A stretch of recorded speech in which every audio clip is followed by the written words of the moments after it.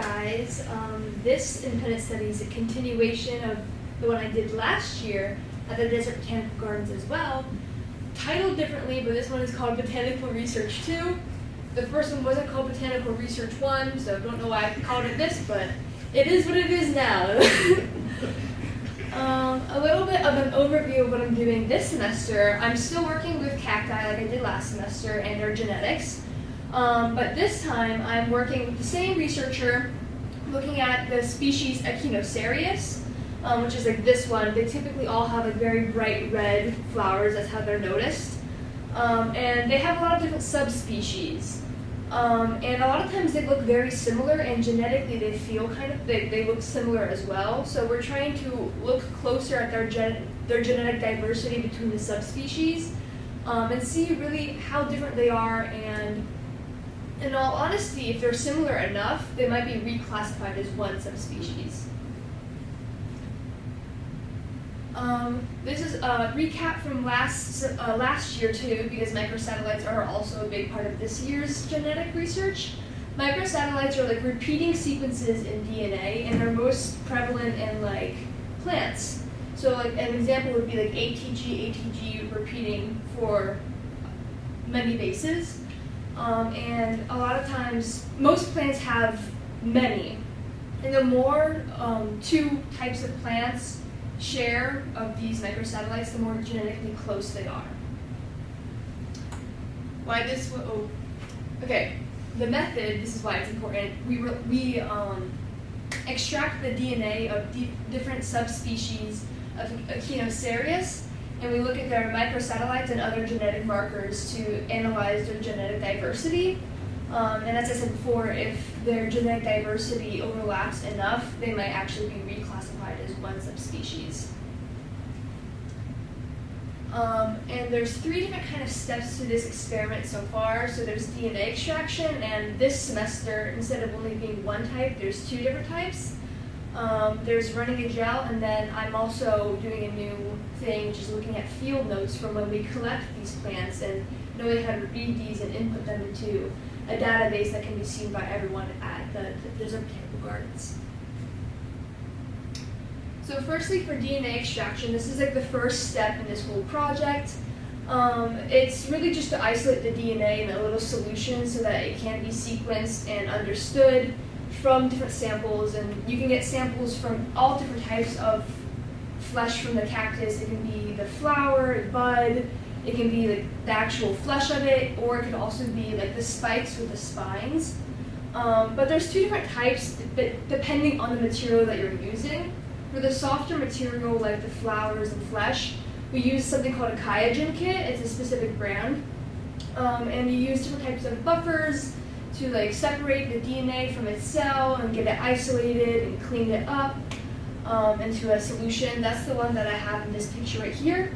And for the ones with the spines, because they're harder to like separate because they're hard, we use something called CTAB, and it's much more like corrosive. We have to use harsh chemicals like chloroform and something called beta-mercaptoethanol. Both very dangerous substances, but like required because they break down the spikes of the cactus so that you can actually separate the DNA. Other than that, there's similar processes with like mixing and like spinning the liquids, except for this one takes multiple days, whereas this one's only like 3 hours. And then after you extract the DNA, you do something called running a gel, which is also known as gel electrophoresis, Bio2. And it's when you add fluorescent dye to the DNA samples, and then you put it in this agarose gel in different slots, and then you fill it up with a liquid that once you send an electric current through, it pulls the DNA from the negative to positive side, I believe. And the smaller pieces, because they're smaller, they can move further along the gel, so you can see like the quality of your DNA, how much DNA you have, and if they're big pieces or if they're like broken off pieces by where they end up in that gel. And because you inject fluorescent DNA or fluorescent dye into the DNA samples, once you use like a scanner it kind of glows. Example, this is like something you print off from a gel, and these like glowing spots are like actual DNA glowing because the dye attaches to the DNA itself. And this is basically just like quality control for the DNA extraction. If it's really bad, you have to redo it. And unfortunately, we haven't gotten to the part where we've sent them off to be sequenced because it's a more complex process this time. We have to get a lot more samples before we can send it off to like a bigger lab to sequence it. However, I've also learned how to do something called reading field notes, which is when the researchers go out into the field to collect these samples of cactus, they take detailed notes about where they found it, like elevation, longitude and latitude lines, and they have very specific numbers for each DNA sample. Not a single plant has the same exact number or ID code. And I have to input them into like a spreadsheet that is accessed digitally so that everyone has the same information on these samples. And I learned a lot of interesting things about how to read them because a lot of them are like written in like kind of code that are like shorthand, so I've had to learn how to decipher these pages. For example, like this is just one page, and this was from one collection date, and this is numbered by the number of samples that they collected.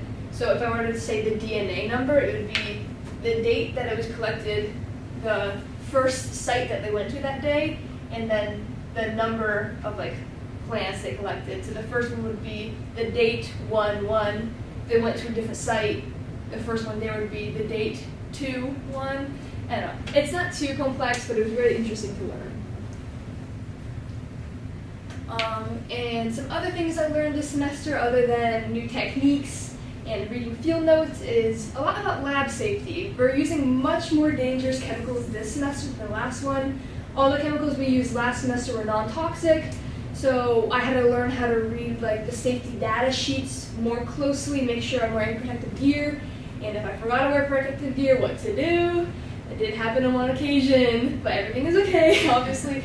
And also like procedures of what to do if like a mistake happens in the lab. For example, one time when I was doing the CTAB, a tube that had both chloroform and beta-mercaptoethanol in it broke in the centrifuge, which is what spins it, and so the fumes were really coming out. So I had to turn on the fume hood and like evacuate, and then I had to like text people, make sure everyone knows, that the lab manager knows, my advisor knows.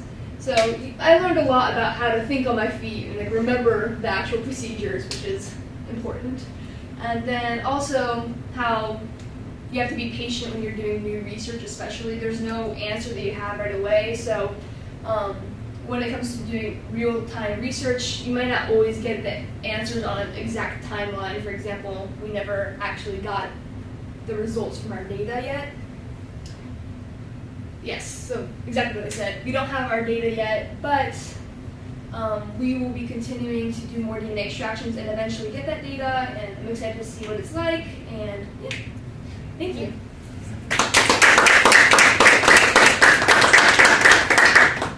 Questions for Kathryn? Yes.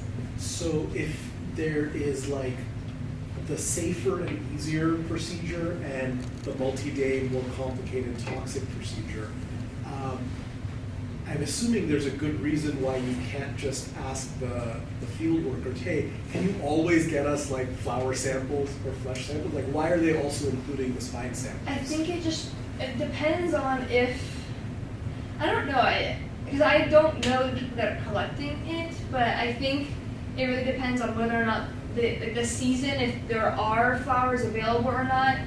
It depends on like the timeline of the research, but typically like there's no real problem with the like toxic one as long as you're following the safety procedures. It does take a longer time, but I think there is also a better yield of the amount of DNA you get per sample with that. Like I realized when I was doing it, like we test it through nanospectrometers, and it kind of tells you how much DNA content there is in it. I think there's like a substantially more, and I think that just gives you more data to work with in case you want to do multiple gels or send it off for different sequencing multiple times. So I think that's also a large reason why. Yes.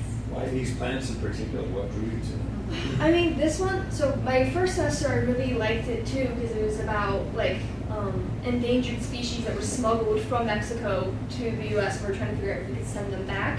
This semester, I don't know why we're interested in, I know for our project it's just trying to see like, is there a reason why we're classifying these many subspecies as different when they look so similar, which might be misleading, but are also probably very genetically similar as well. Can we reclassify it as we're trying to learn more about their taxa, which is like how they're classified as different species.